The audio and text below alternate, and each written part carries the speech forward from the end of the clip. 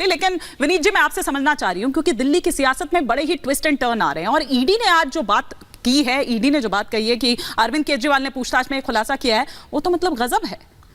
हिमानी जी आपको राम राम, मेरे सभी को पैनलिस्टों को राम राम और दर्शक जो मुझे देख रहे हैं उनको भी राम राम। एक एडवोकेट नवीन शेलार जी है, आपका कार्यक्रम देख रहे होंगे तो लाइव उन्होंने मुझे कुछ व्हाट्सएप किया है और बड़ा अच्छा कहा कि इस समय दिल्ली में जो राजनीति चलिए इस बहाने हम लाइव अब पब्लिक के वो भी ले लेते हैं आपके बहाने जी। देखिए ना, गत 17-18 मिनट से मैं सभी को सुन रहा था, लेकिन ये मैंने इनका एडवोकेट शेलार जी का भी जो पढ़ा, उन्होंने कहा कि राजनीति में इस समय राबरी टीवी 2.0 देखने की कोशिश हो रही है। शायद कहीं तो ये सुनीता जी की मंशा है कि भाई आतिशी जी और सौरभ जी उनके रास्ते से निकल जाए, इसीलिए ऐसे स्टेटमेंट आ रहे हैं। अच्छा, तो ये जनता पोटेंशियल थ्रेट, जनता का यार है, पोटेंशियल थ्रेट। दूसरी बात, मेरे सिद्धार्थ शर्मा जी बड़े समझदार, उन्होंने कहा वो पढ़े लिखे भी मुस्कुरा रहे हैं और वो मुस्कुराते भी रहते हैं। उनसे एक सवाल है मेरा कि भाई साहब अगर टेंडर आ रही हूं सिद्धार्थ जी, एक बार कंप्लीट कर ले, एक बार कंप्लीट कर ले। आ रही हूं पोटेंशियल थ्रेट याद रखिएगा अगर मैं भूल गई मैंने तो। कभी चू तक नहीं बोलता हूं 16 मिनट बीच में किसी के। तो एक सवाल मेरा छोटा सा आपके साथ में भाई साहब कि टेंडर अगर कोई निकलता है उसमें एक अर्नेस्ट डिपॉजिट मनी होता है, अगर टेंडर की जो टर्म्स एंड कंडीशन है वो पूरी नहीं होती है तो जो ईडी का मनी पैसा जो होता है, अर्नेस्ट डिपॉजिट मनी जो होता है वो जो है फॉरफिट हो जाता है। साहब एक टेंडर निकला था लिकर का, 30 करोड़ रुपए उसकी ईडी थी, अर्नेस्ट डिपॉजिट थी। आप लोगों ने वो टेंडर फेल होने के बावजूद वो ईडी का जो पैसा था, अर्नेस्ट डिपॉजिट का जो पैसा था वो लौटा दिया। ये पैसा किसका था?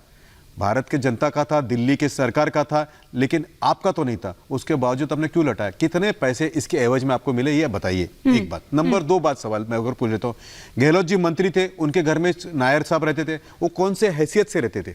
अगर गहलोत जी के घर पे वो रहते थे तो कैसे रहते थे? तो क्या ये रेंटिंग का काम है क्या कि भाई एक मिनिस्टर जो था वो अपना घर भी जो है भाड़े पे दे रहा नायर साहब का? तीसरी बात, अगर नायर जी केवल आतिशी जी से बात कर रहे थे और भारद्वाज जी से बात कर रहे थे तो इतनी बड़ी जो पॉलिसी बनी थी क्या वो इतने छोटे लेवल पे पास हो गई और अरविंद जी को पता तक नहीं था कि भाई इतनी बड़ी पॉलिसी बनकर उनको पता नहीं था? तो ये जो 3 सवाल है, 3 सवाल का जवाब ले लेते हैं, वो नहीं तो गड़बड़ा जाएगा मामला, नहीं तो गड़बड़ा जाएगा। सबसे पहले तो वो पोटेंशियल थ्रेट की जो आपने बात कही ना, मतलब ये है कि आप पोटेंशियल थ्रेट अगर कह रहे हैं तो इसका मतलब ये कि आप चौंके नहीं इन 2 नामों को सुन के। इसका मतलब ये कि चौंके नहीं आप इन 2 नामों को सुनकर ना, क्योंकि सिद्धार्थ जी से फिर से एक और सवाल आज आप सिद्धार्थ जी के पीछे पड़ गए, संजय जी की बात का जवाब नहीं देंगे। कई दिनों बाद में बहुत कोई पढ़े लिखा आदमी और मित्र हमारे हैं।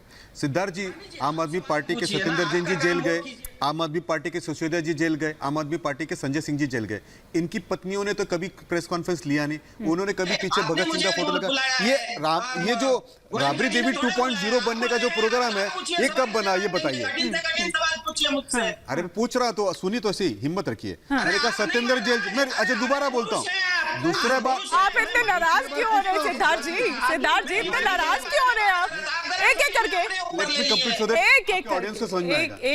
सिद्धार्थ भाई प्लीज थोड़ा सा, आप सिविलाइज है सर, आप मेरे से सीनियर है। एक मिनट ये बताइए, सत्येंद्र जैन जी की पत्नी कभी प्रेस कॉन्फ्रेंस नहीं लेती है, सिसोदिया जी की पत्नी कभी नहीं लेती है, संजय सिंह जी की नहीं लेती है। ये राबरी देवी 2.0 बनने का प्रोग्राम कब चालू हुआ ये बता दीजिए। आपका नाम कब आएगा बता दीजिए सर, बताइए। आप क्या चाह क्या रहे हैं विनीत जी? आप चाह क्या रहे हैं? आप चाह रहे हैं कि जितने बाकी बचे हैं गिनती के वो भी चले जाएं अंदर?